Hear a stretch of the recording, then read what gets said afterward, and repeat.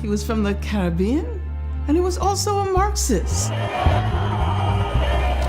He was not a historian who spent his entire life in the archive.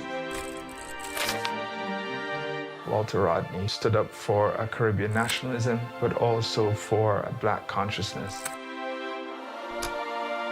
Very active in Pan-African affairs connected with liberation movement. His ideas was very much at the forefront of the radical decolonization struggles, so during the 60s and into the 70s. Walter went out into the community and organized for radical change.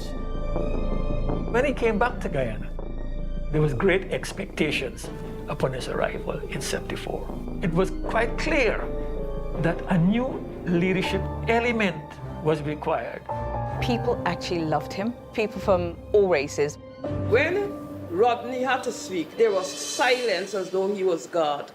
Dr. Walter Rodney could have been mentioned in the same breath with Nelson Mandela, Martin Luther King, and Mahatma Gandhi.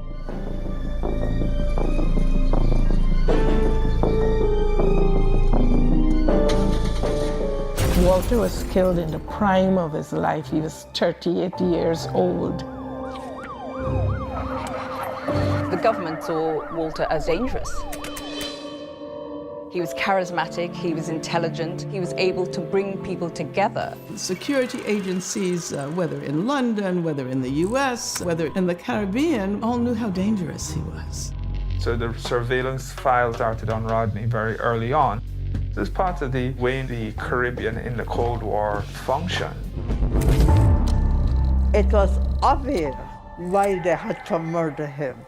He would have brought about a fundamental change